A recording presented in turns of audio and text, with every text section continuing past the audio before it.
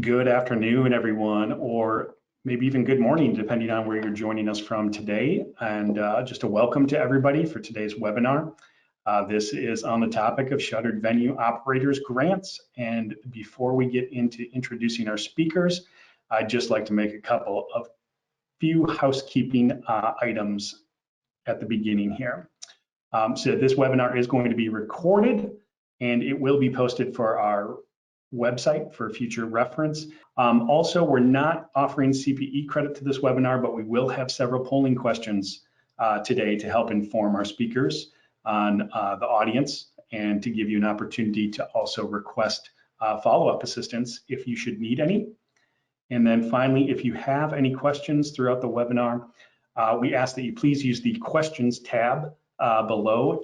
Some people will use the chat tab as well. The chat tab is used to talk amongst yourselves throughout the webinar, and we do ask if you have questions to put them into the questions pod and not the chat pod. It just allows us to track them a little bit more consistently here. We'll try to answer any questions that we can live in the webinar today if they're general enough. If you get into specifics about your venue or your organization, we may need to follow up with you after the webinar. With that, I'd love to introduce all the voices that you will hear on today's webinar. Starting with myself, my name is Matthew Saha. I'm an audit partner with Cherry Bekaert, and I lead our not-for-profit industry practice for the firm. I'm joined by Bryn McNeil. Bryn is also an audit partner with Cherry Bekaert, and she specializes in our government contractor and not-for-profit industries, and is a resident single audit expert as well. And then finally, we're also joined by Deb Walker. Deb is our National Director for Compensation and Benefits Taxation, and she's also one of our resident experts on PPP and employee retention credit as well, which will also be part of our discussion today. So with that, we'll go into the webinar agenda for today. We're really going to start with a quick overview of SVOG, although I'm sure we're all very familiar with it at this point. We'll talk about use of the funds and allowable expenses. That will be very important when Bryn follows in with some of the audit requirements around this program. And then we're going to focus a bit on interplay between SVOG, if you receive PPP or employee retention credits, and how those different stimuluses interact with each other in ways to maximize the dollars to make sure that we're staying within the rules, but maximizing the stimulus programs that we are eligible for. And then finally, we'll wrap up by talking about what are the triggering requirements for a single audit, what is a single audit, and what could you expect out of that type of audit, and some of the best practices to start thinking about as you go into the need for an audit engagement as well. So with that, we'll kick it off, and I'm not going to cover this slide in a lot of detail. I think we all know what the SVOG grant is all about and how to become eligible for it, because at this point, applications are closed for the grant. But I would say, just a quick update from where we know we are today. The latest press release from the SBA has noted that they've awarded more than $10 billion in grants over to 12,000 recipients. That's out of the initial $16 billion in allocated funds to those programs. So it appears that anyone who qualified and applied should have received funds. And we also know that the SBA is in the process, continues to be in the process of awarding follow-up grants, second grants on the award, although it's a little unclear as far as how much they've distributed in follow-up grants and if they're done with that process quite yet. So perhaps some of the folks here have already received an initial funding and a follow-up grant, and that leads us perfectly into our first polling question. So if we can launch this polling question, our first question is just to you. How many SVOG grants did your venue receive? Either a single, maybe you've already received your supplemental grant as well. And then the last option being, hey, I didn't receive a grant, but I'm just here for fun because I love webinars. So that could be an answer as well. So I believe we are collecting that. The poll has launched for that. And I think it looks like we'll launch the results of this as well. We closed the poll. About 70% of you have received just a single grant. About 30% of those folks also have received a supplemental grant, and just a couple percent on here just learning more about the program and requirements, but did not receive an allocation to date. So with that, I'm going to hand it over to Deb Walker, who will talk a little bit more about the use of the funds and some of the interplay with some of the other federal programs that are out there. Deb? Thank you, Matthew. So this is an interesting program because it's really a grant, and it's a grant that you can expend for all ordinary necessary business expenses that you may have incurred or that you will incur between March 1st, 2020 and December 31st, 2021. And if you got a supplemental grant, of course, that's extended to June 30th, 2022. There is no definition really of what is an expense in a trade or business, but it's ordinary, necessary, and reasonable are the general tests. And really what you want to, because of these dates, it provides a lot of opportunity for planning. So the first is that owner compensation and dividends, to the extent it didn't exceed those amounts that were paid in 2019, can be paid. So we've talked with clients about increasing their owner compensation that was cut back in 2020, maybe to zero, and basically repaying themselves. And with the next column, it also indicates, of course, you can restore wages for employees that otherwise would have been paid, and as long as those payments are made during that time period. And finally, you can use the grants to refund to owners any personal funds that they contributed to keep the entity in operation, and allowable business expenses for those periods. So you can see there's a lot of tax planning. There shouldn't be any reason that you can't come up with enough expenses to expend the grants on. As we move along in the slides, we get to real estate and personal property taxes, and also on equipment that's directly related to the shuttered venue operations. And things like directly related is what Bryn's going to talk about a little bit more as they get into the audit rules. Depreciation expense, capital improvements, and then compensation, as long as it's not used to for PPP loan forgiveness and not reimbursed as part of the employee retention credit. And I'll talk about this a lot more, but there's two different rules here. One, for PPP loans and ERC, it's the wages that count. For ERC and the shuttered venue, it's the amount of credit that you received on those wages. So you can still take the compensation to the extent it wasn't paid for with the credit. Debt repayments, as long as the debt existed on February 15, 2020, including a line of credit, as long as that line existed on February 15th, 2020. And moving on, you can even put it in the money in an interest-bearing account, but you can't earn more than $500 annually. You can pay deposits and guarantees for artists up to $100,000. Customers who were given refunds for canceled performances, these funds can be used to pay for that. And finally, fees for the single audit. So with all of those different expenses, now comes the hard issue of how do you coordinate between PPP loans and shuttered venue operator grants. So one of the things is, and Deb, right before we move to that slide, I'm just going to ask a couple of questions that have come in. Do you know what category would entertainment expenses be an allowable cost? I guess they're talking about, I'm making an assumption here, but entertainment as we would think of it in the business deductibility world, as far as meals and entertainment expense is what I assume they mean. So that would come under the very first that I mentioned, ordinary and necessary business expenses. It's a broad category. So everything else I talked about only mention specifics within certain categories, limits on certain categories, but as the meals and entertainment, as long as the entertainment doesn't involve alcohol, or as long as it doesn't pay for alcohol. Okay, and I did get clarification there as well as to, I was not correct in my assumption, so that this was more around entertainers' expense booking fees, which I am not an expert in the venue space.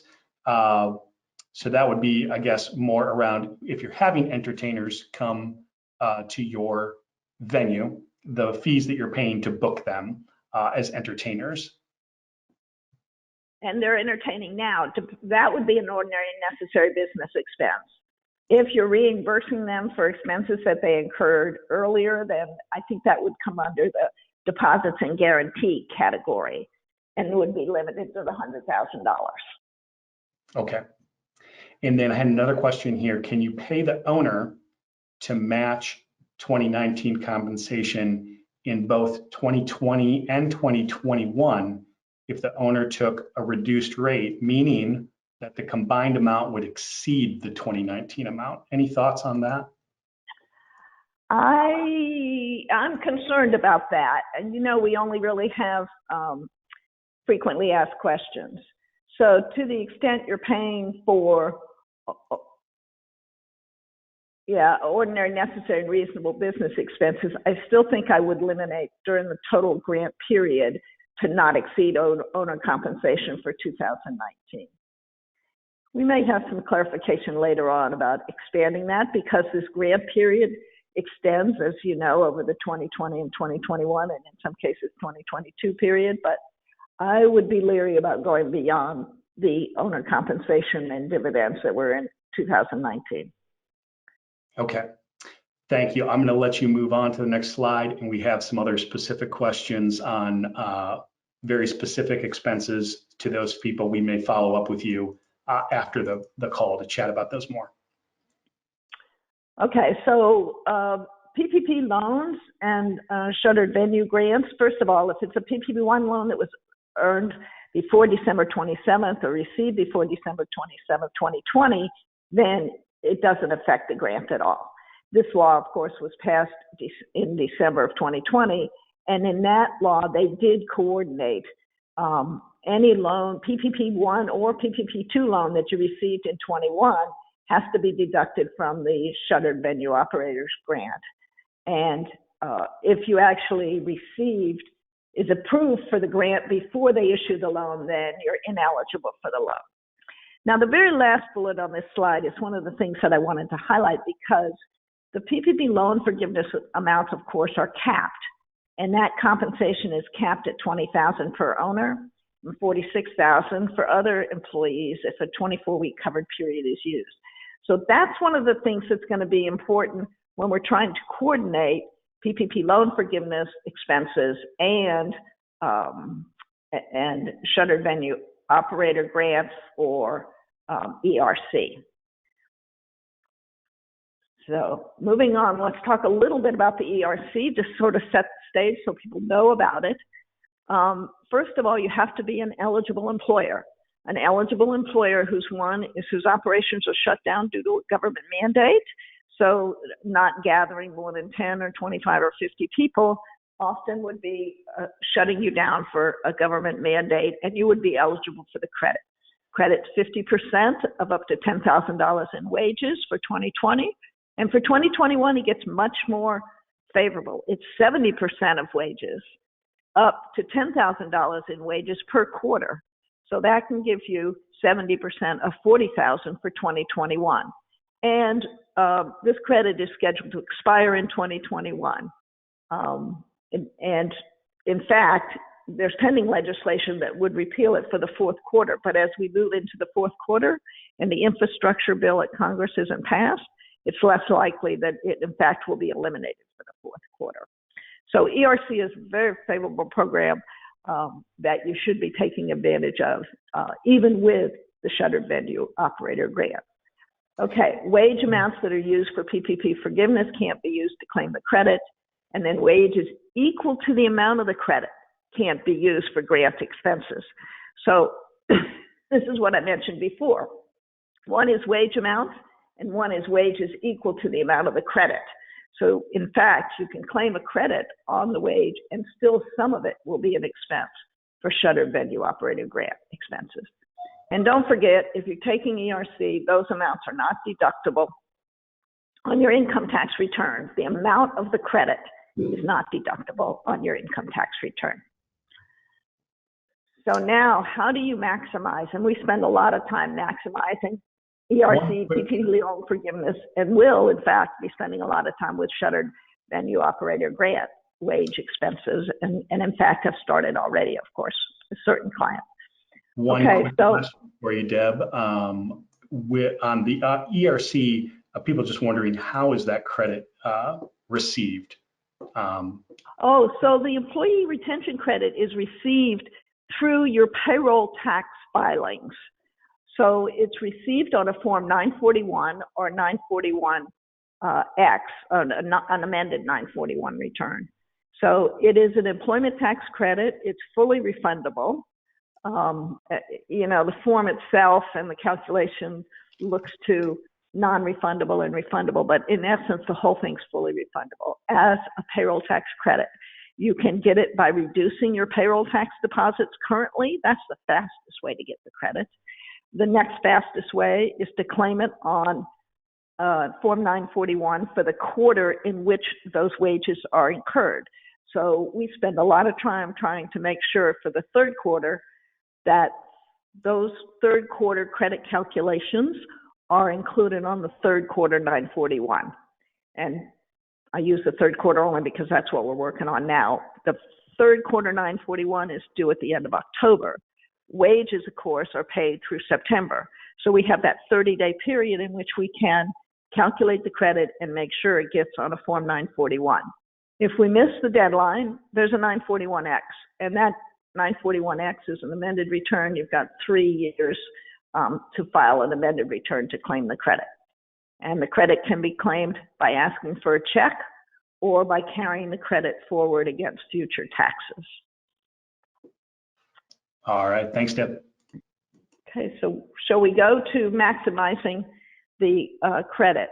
Loan forgiveness and wage expense for SVO grants reimburse 100% of wages. ERC shouldn't be in this slide, I apologize. But that 100% of wages means those are the priorities first. But wait, don't say you're going to start with that. We always start with calculating the ERC, and I'll explain why. PPP loan forgiveness and grant expenses include amounts other than wages. So we try and look at all the expenses other than wages that we can use for loan forgiveness or SVO grants, because that frees up the wages for the ERC. And ERC reimburses 70% of wages, with the remaining 30% eligible for grant expenses. And that's, so essentially you get 100% of the ERC and the Shuttered Venue Operator Grants. Now, how do you maximize it?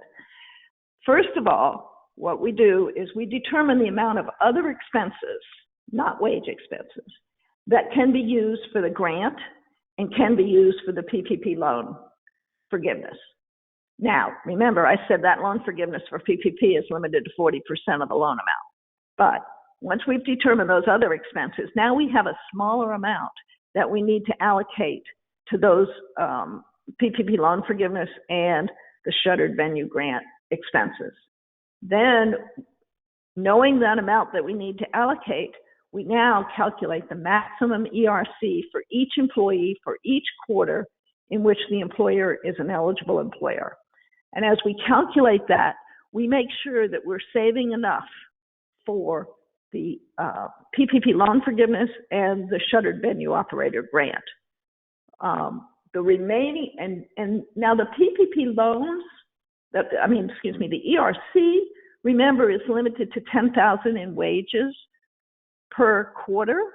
So if you have somebody earning $25,000, we're going to use $10,000 for the ERC, and that $15,000 is going to get allocated to PPP loan forgiveness or Shuttered Venue Operator Grants.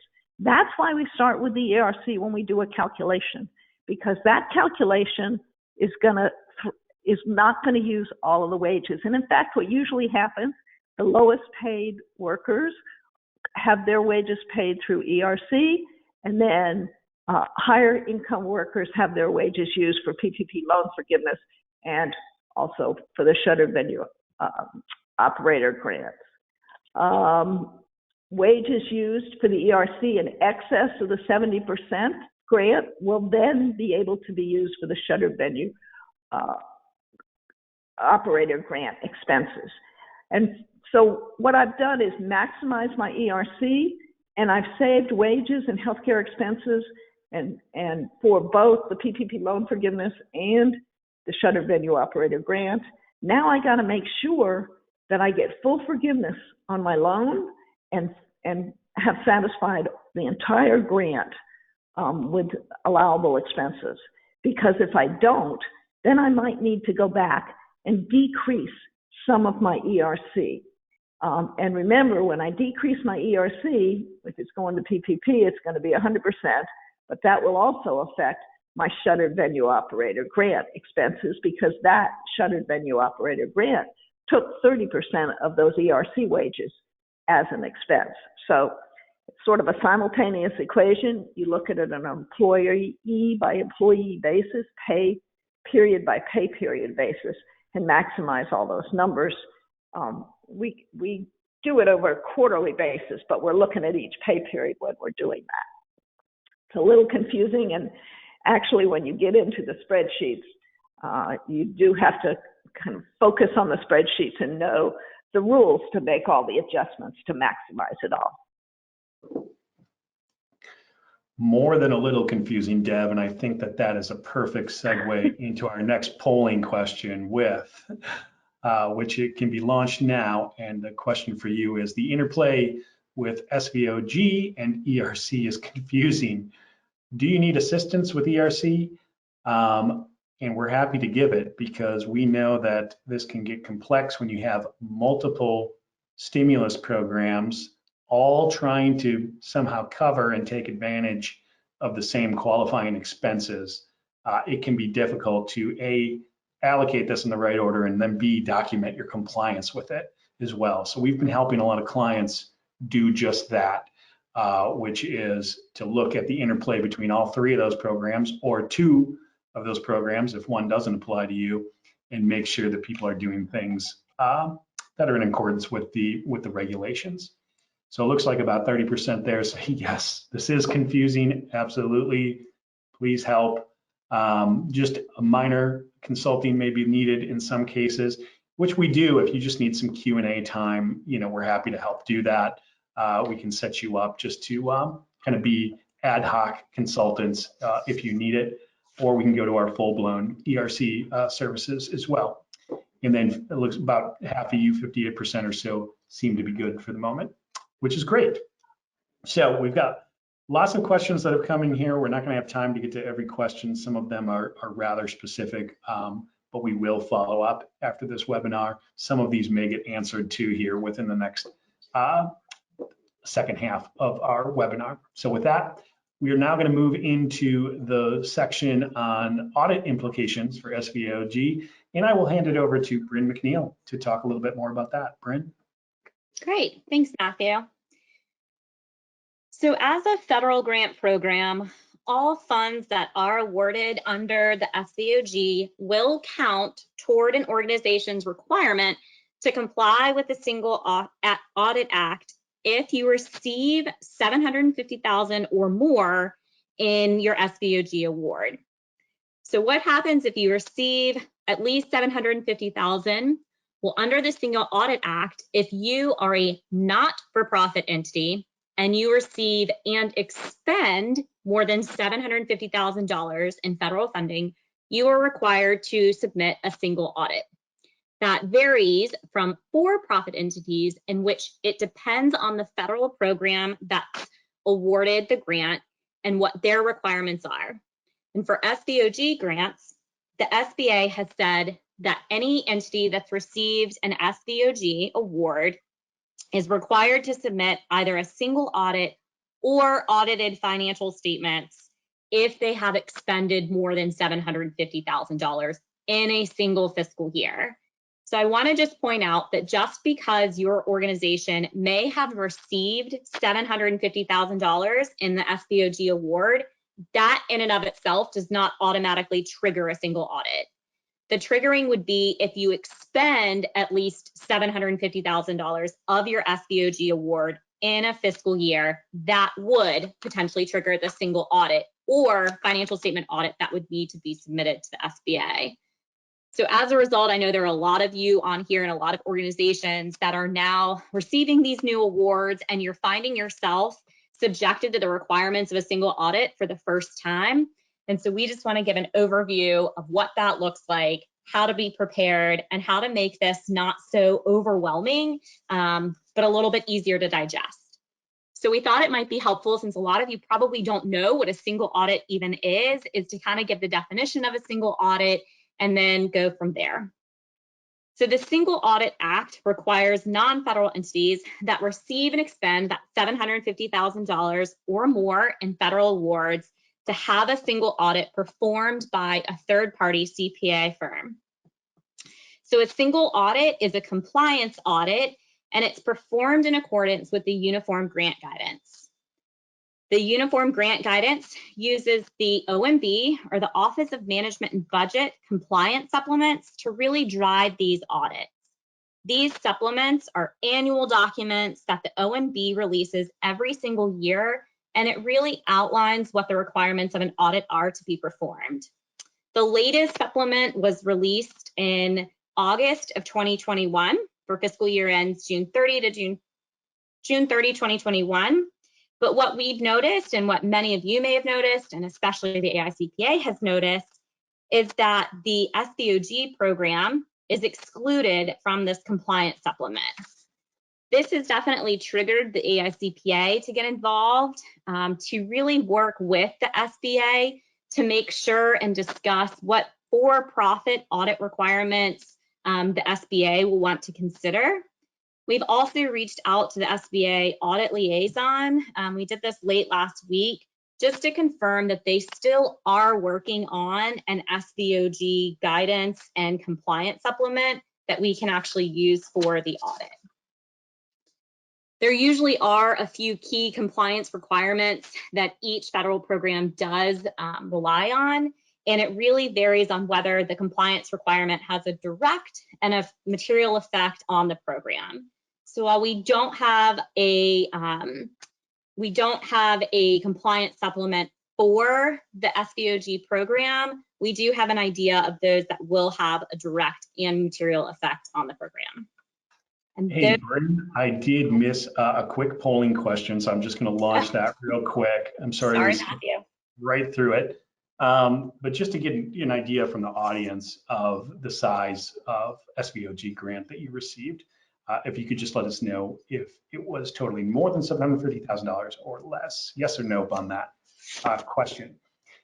And it looks like we've got over 70% of you who have clicked and voted on that, and about 90% over that threshold. Not surprising with how generous the terms were, and about 10% say no. So just a little bit more context for you there, Bryn. Sorry, I screwed up my slide clicking a little bit there, so I'll let you continue.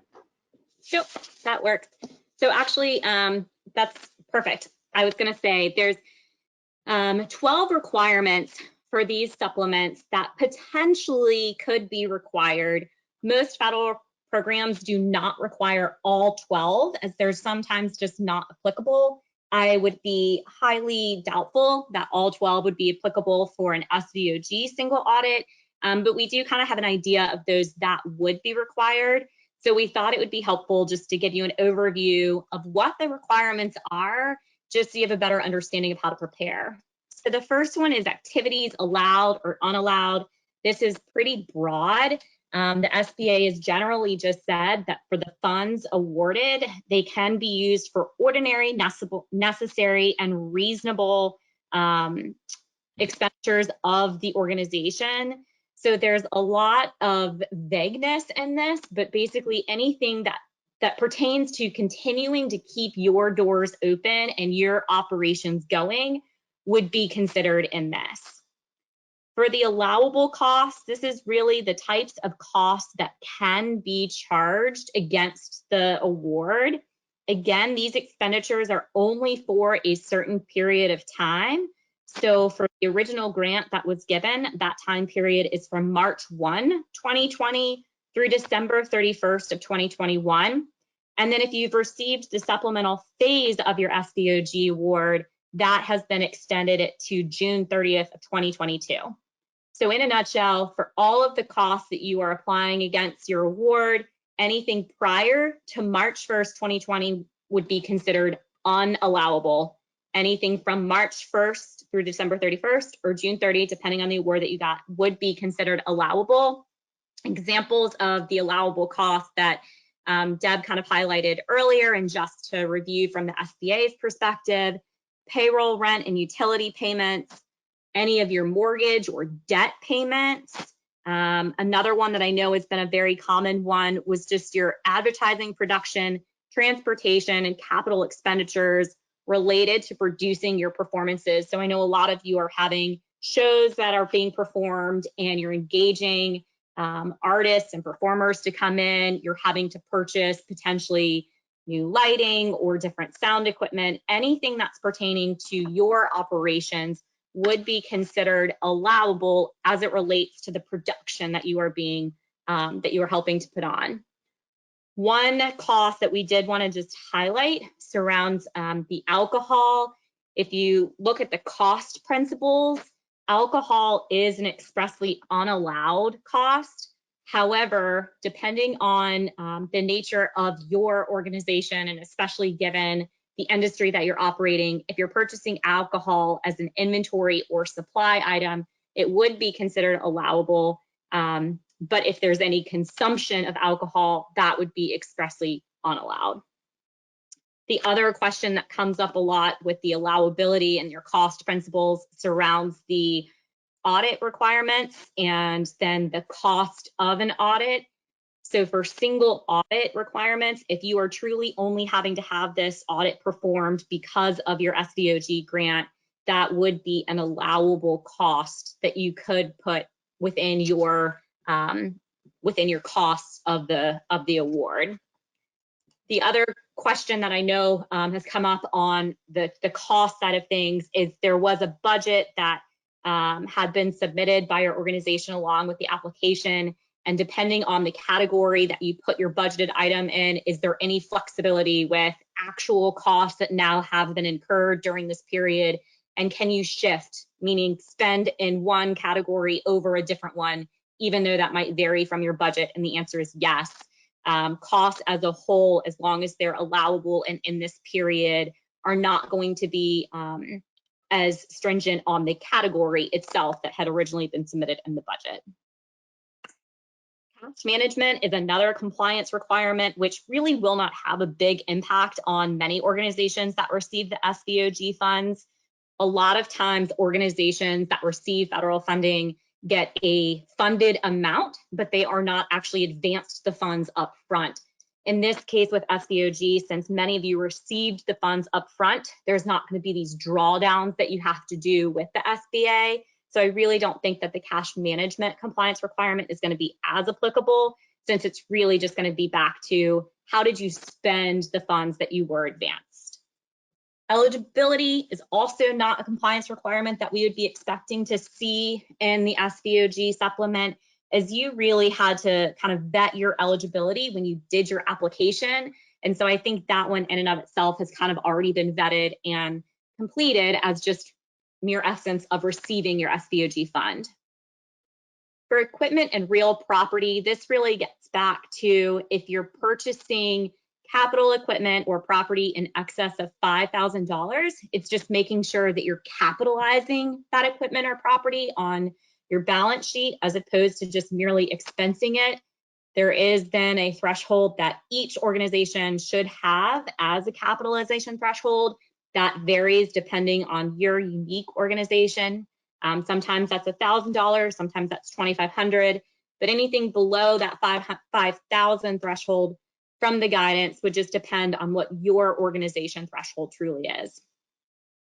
The matching level of effort is another compliance requirement that we do not believe is going to have a direct or material effect on the supplement, given that there's really there's no additional guidance on if there's anything additional that you have to do regarding your SVOG award, meaning you are funded the amount and any supplemental phase amount upfront without having to do any additional work or matching. So I don't think that requirement's actually going to be applicable for your SVOG funds. Moving along, the next compliance requirement is your period of performance.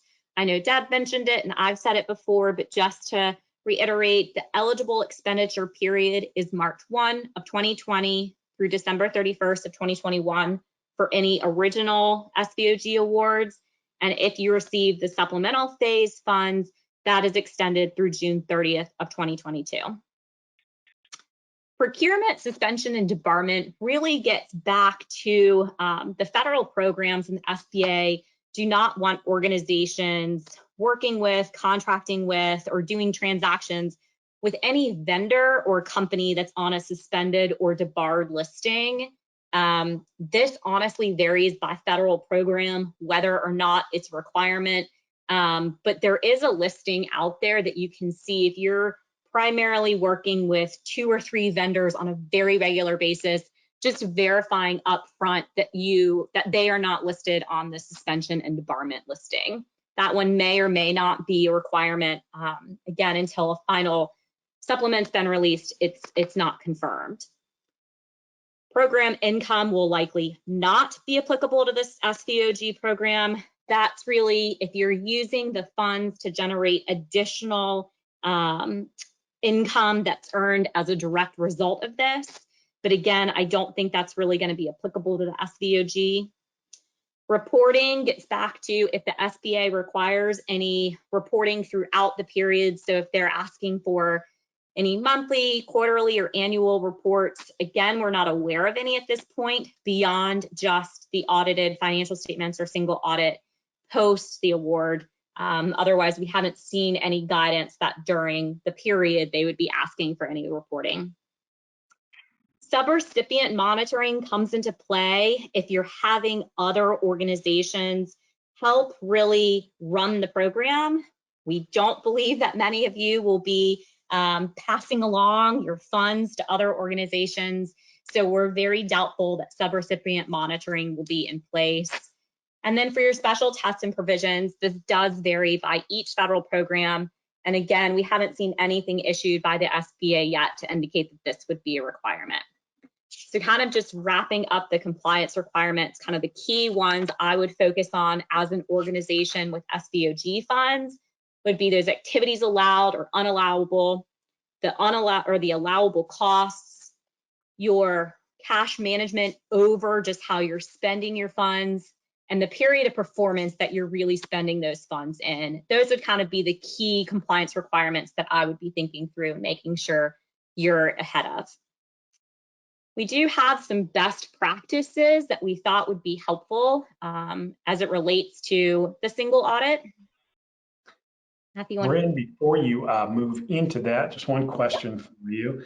Had one participant ask, for the purposes of determining if you're above the 750 threshold, can organizations spread that spend to avoid hitting that threshold? For example, if they're a fiscal year end, 6/30 fiscal year end, can we spread the eligible expenses across our fiscal years and stay under that $750,000 threshold? Thoughts?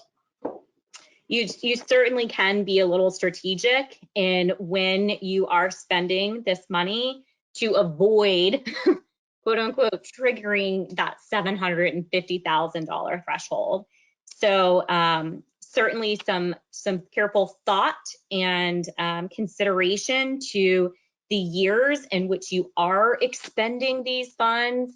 If there's a year in which you can stay below that $750,000 threshold, you would not trigger the requirement and thus push it into maybe a subsequent year, if that's at all possible, depending on, ensuring you're expending the funds But if there's a way to kind of to do that in a single year as opposed to across years, you certainly could avoid that threshold and thus that trigger.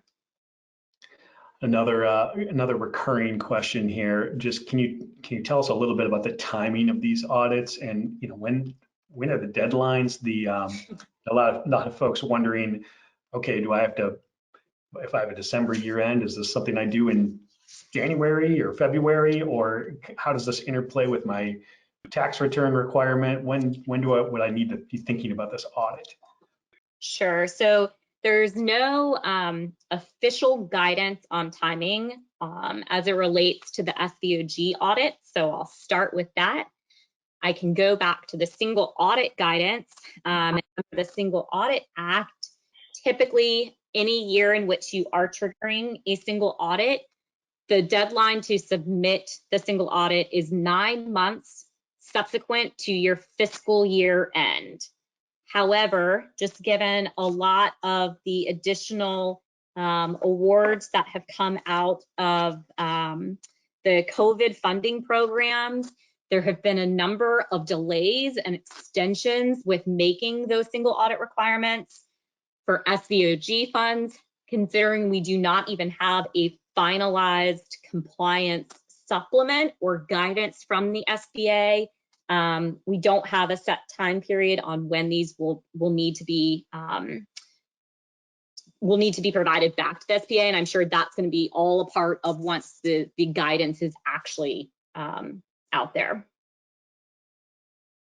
Yeah, and one more question here. I might be able to try to answer this, but for a for-profit organization that maybe doesn't currently get a financial statement audit, if there's a choice between the two, if it gets to that point, if you either do this single audit for the program or do a financial statement audit, this person asks, would you recommend a single audit? Is it going to be less expensive than a full-blown financial statement?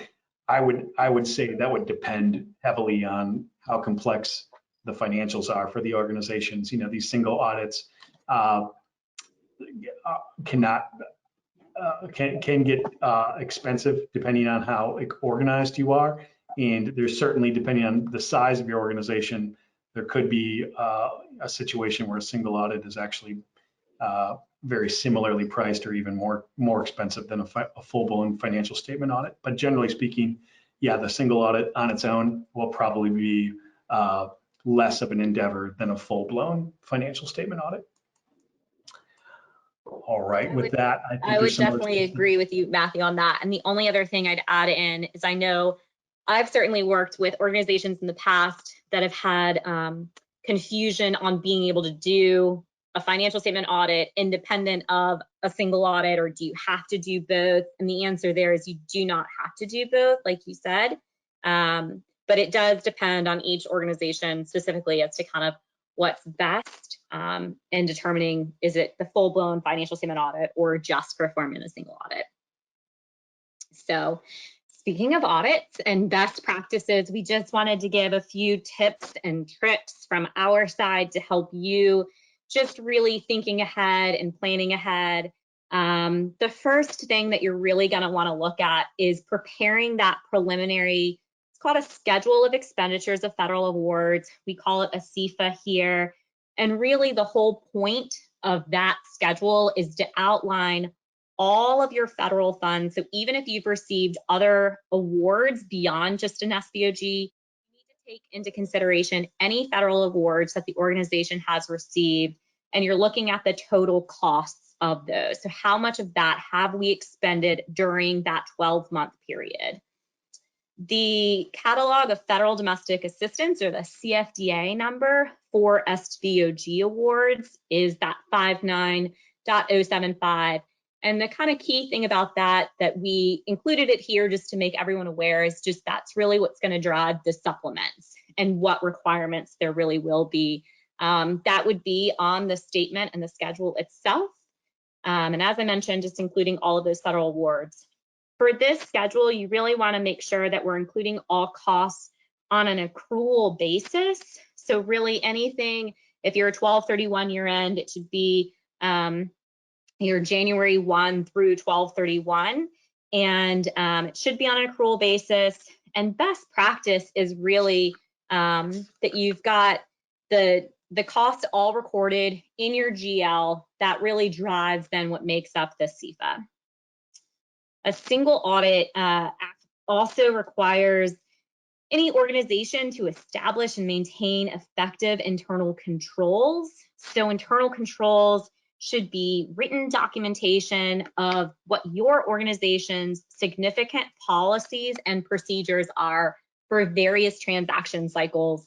So some that I would anticipate seeing as it relates to the SVOG awards would certainly be around payroll, cash management, and allowable costs. And really, when we say written documentation, it's really just going through that process. So I'll use payroll as an example, but on a monthly basis, are you processing payroll during 2 pay periods during that month?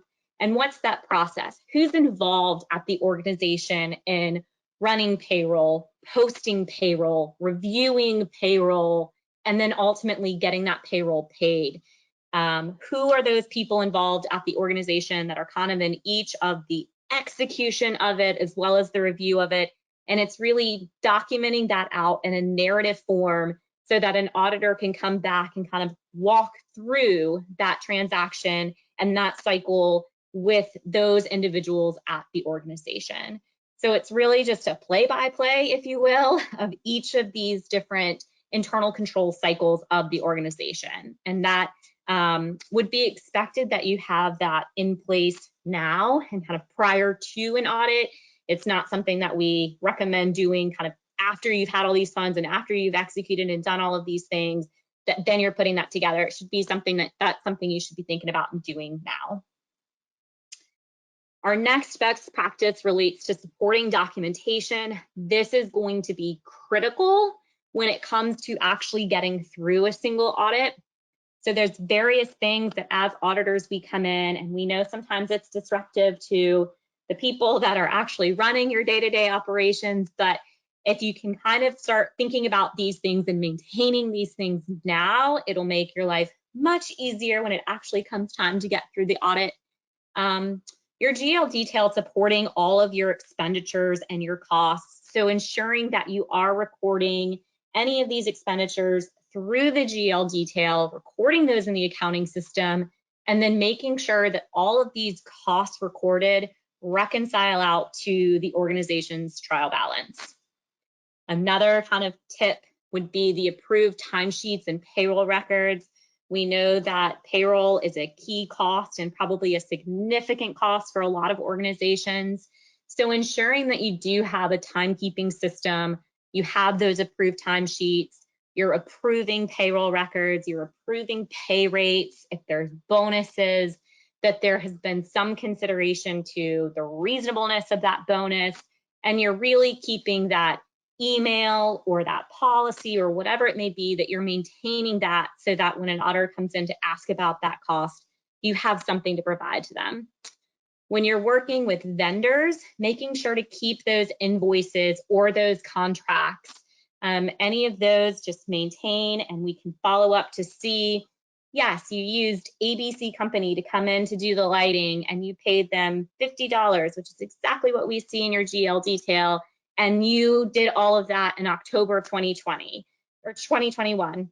We can then see that everything is in the period of which we are expected, the cost is supported, and that is a reasonable expense or cost given that your organization puts on productions and shows.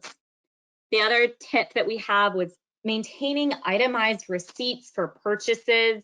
That really gets back to alcohol. We know food and beverage is key in these organizations and in your organizations.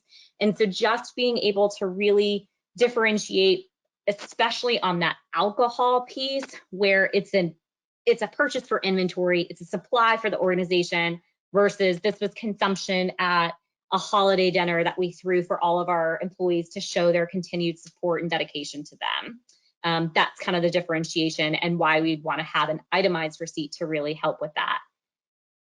We've gone through and talked about the allowable cost. We just included it on here again, just to reinforce, make sure that you're thinking through, is this really an ordinary cost for this organization that we would be incurring to help keep these doors open? That's really, in a nutshell, what we're trying to get back to as it relates to the allowable cost, just keeping in mind ordinary, necessary, reasonable. There's lots of costs, I think, that can fall under these umbrellas. And if you do have any questions on, specifics, we're certainly always here, and always a good sounding board as well, just to bounce those off. Thanks, Bryn. Bryn, we got a few questions, so we'll test your knowledge here on a few different things Okay. before we move into the last polling question and then end our webinar for today. So just a few items here. One question here: if you received, a first round grant and then a supplemental grant, do you think that the allowable expenses need to be tracked separately between those two grant allocations, or are you thinking that this will be sort of looked at as one total allocation from SVOG and total expenditures that are allowable? That's a really good question. And I think, and people are probably annoyed with hearing CPAs say this, but I think it depends. I think it depends on how the grants were awarded.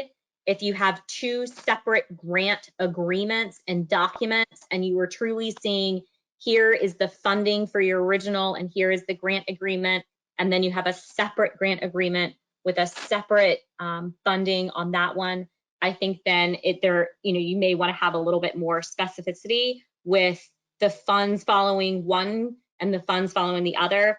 If they're all lumped onto the same grant agreement, I think it's much easier to say that the period of time would include that entire award amount for the period through June 30th of 2022. So I think it kind of depends on how the organization receives the awards. Yeah, and it sounds like people are saying that some of the funding was revised so that the SBA lumped the new funding into one single grant agreement, which is what we're seeing with some of our clients as well. So it kind of sounds Correct. like that's the direction it's moving. Yep. And then the just to clarify, if you receive PPP forgiveness or you're getting employee retention credits, are those excluded from the single audit calculation for the audit thresholds? The monies that have been spent or are part of PPP or ERC should be segregated from your single audit funds. So those expenditures would not include expenditures that were used for PPP or ERC. But for if you receive, for example, Bryn, if you received a $500,000 SVOG grant and a $300,000 PPP loan that was forgiven, would that put you above the single audit threshold, or do those need to be considered? No, PPPs are not part of the Single Audit Act. Okay, and I think that's the same with ERC as well. Correct. Okay, and let's see, one last question we have here. I know this one might be a little technical, but as funds are expended, sometimes it requires a lengthy procurement process, so it makes it hard to expend the funds needed by the 12/31/21 deadline. So do you have any thoughts? Will the SBA accept funds that are committed under a contract, or the procurement has been made but you haven't yet received delivery of the goods or services? Any thoughts on that? My initial thought would be that because we are following the accrual basis of accounting for an expense to truly be recognized here, the period of performance should also be incurred. So if that said labor, like for example, if they're having maintenance performed on their venue and the contractor can't get in there until 2023, I do not believe that expense should be recorded because the period of performance has not actually taken place. So I could see that there would be some pushback on just the pure procurement piece of it versus the actual period of performance happening. All right. Thanks, Bryn. Lots of other questions, but we're running short on time. I'm going to launch the last polling question here, which is your opportunity just to throw out a lifeline. I would like someone from Cherry Backer to personally follow up with me. I know that there's a lot of questions here. We're not able to get to all of these today, but if you'd like us to reach out, if you answer yes in the polling questions, that will flag us, and we will, it may take us a day or two, but we will reach out to send a follow-up call with you, and we can chat more in detail about questions that you might have. All right. And with that, I think we have answered about all the questions that I flagged that I thought we could answer today. So any more questions? Of course, we'll set up a chat. Here is our emails as well. And usually following a webinar, our emails get bombarded oftentimes. So if you have something specific on maybe PPP or ERC, Deb or John Carpenter would be the great resources to help answer questions around retention credit, PPP loans, and the interplay with SVOG.